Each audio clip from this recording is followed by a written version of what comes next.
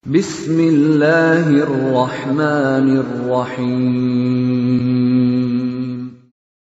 وَلْتَكُنْ مِنْكُمْ أُمَّةٌ يَدْعُونَ إِلَى الْخَيْرِ وَيَأْمُرُونَ بِالْمَعْرُوفِ وَيَنْهَوْنَ عَنِ الْمُنْكَرِ. Assalamualaikum warahmatullahi wabarakatuh. Alhamdulillah alladzi ja'ala syahra Ramadan wa farada 'alaina bis-siyam wa amarna bil qiyam wa unzila fihi al-Qur'an hudan lin-nasi wa bainatin minal huda wal furqan wa sallallahu ala nabiyyina khairil anam sallallahu alaihi wa sallama tasliman katsira.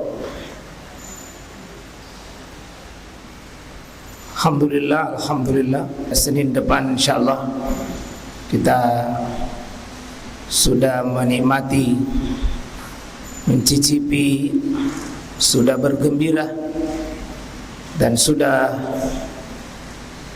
insyaallah merasakan sebuah kebahagiaan yang mungkin berbeda dengan hari-hari lain. Mungkin fisik kita lapar, tetapi lapar dalam sebuah kebahagiaan. Mungkin fisik kita di malam hari lelah, tapi lelah dalam sebuah kenikmatan. Lelah dalam sebuah penghambaan adalah kenikmatan. Lelah dalam perjuangan dan pengorbanan tentu lelah yang ujungnya sebuah keceriaan, karena tidak ada pengorbanan, kelelahan yang didasari atas keikhlasan, sekalian ujungnya sebuah kebahagiaan. Seperti kita ini hidup di dunia memang lelah di atas lelah, tetapi jangan pernah bosan untuk kita dekat kepada Allah, terus menghamba kepada Allah Subhanahu wa taala. Dan kalau ini bisa menjadi sebuah keinginan tertinggi kita. Salah seorang sahabat yang mulia, Abi Kilabah, siang malam menangis. Beliau siang malam merintih di hadapan Allah. Lalu dia berkata kepada Allah, saya melihat semua manusia ya Allah sibuk dengan dunianya masing-masing. Mereka manusia ini lelah di atas kelelahannya mengejar dunia. Tapi Allah, saya mengejar Engkau, mengejar keridhaan-Mu, mengejar apapun ampunan-Mu. Maka Abu Kilabah mengatakan, sisipkanlah namaku di antara sekian nama-namamu, nama yang bisa Engkau ampuni, terutama di bulan suci Ramadan. Betapa ruginya waktu kita, betapa menyesalnya hidup kita jemaah sekalian, kalau Ramadan ini datang dengan sekumpulan nikmat dan kebahagiaan, tapi kita malah bersedih, malah tidak antusias, dan malah kita tidak merasa berbahagia dan gembira dengan Ramadan. Mudah-mudahan kita menjadi orang yang disalimkan oleh Allah, diselamatkan oleh Allah, disehatkan kita punya tubuh, dikuatkan kita punya ruh, semangat dan himmah kita menjemput Ramadan dengan dari awal sampai habis. Dan jangan lupa ya perjalanan puncak kita ingin kita mendapatkan la'allakum tattaqun, menjadi seorang hamba yang bisa menghadirkan seluruh niatnya, seluruh pikirannya, seluruh jerih payahnya hadir dan menghadirkan Allah Subhanahu wa taala. Ya. Tidak ada artinya kesibukan kita kalau Allah tidak membersamai kita, Allah Subhanahu wa taala tidak menyertai kita dalam langkah-langkah kita, ya ikhwah. Ya, salah satu kesalahan adalah tidak mengetahui keutamaan qiyamul Ramadan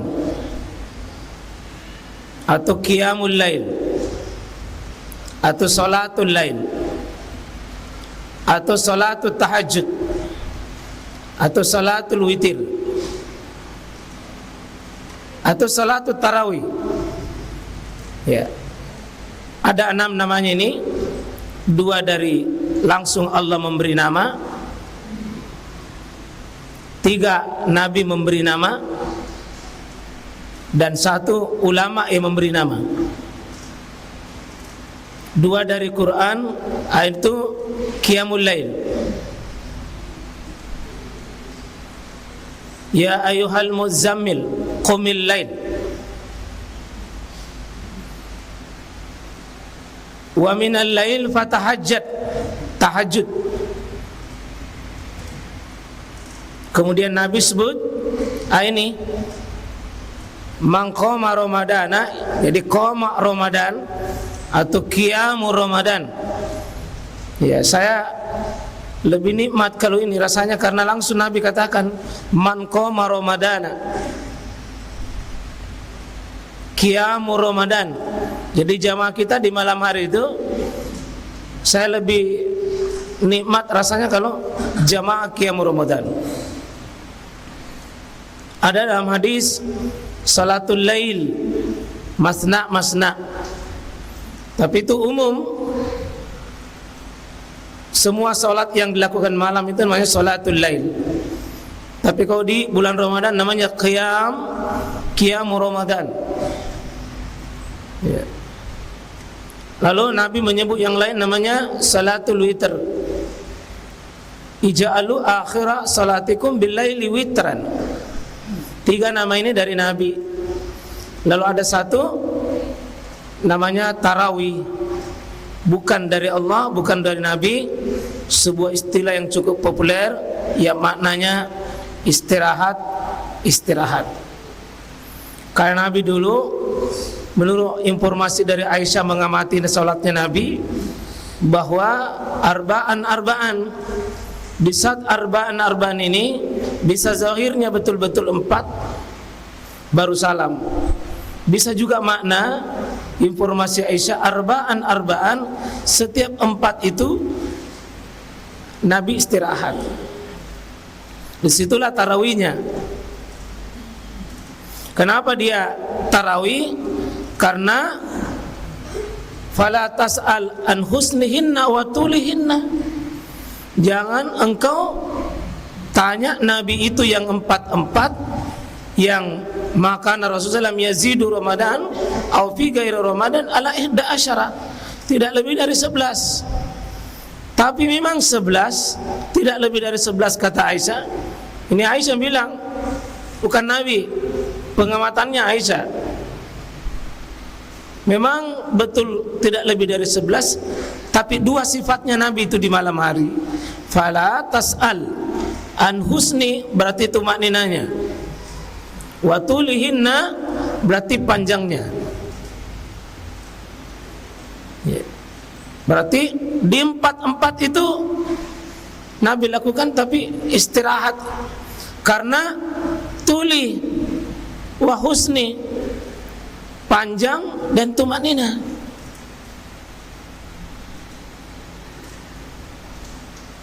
Sampai 3 sahabat, Abu Hudzaifah, Ibnu Mas'ud, Ibnu Umar dan Ibnu Abbas menjadi saksi. Saya pernah ikut, saya kira Nabi sujud di 100 rakaat di Al-Baqarah, ternyata sampai 100 tidak sujud, tidak ruku. Maka Abdullah bin Mas'ud, hampir saya membubarkan diri, mau meninggalkan.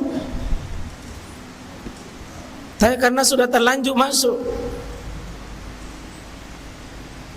saya kira sudah 100 Maka Abdullah bin Mas'ud mengatakan pasti Nabi akan nanti mungkin 200.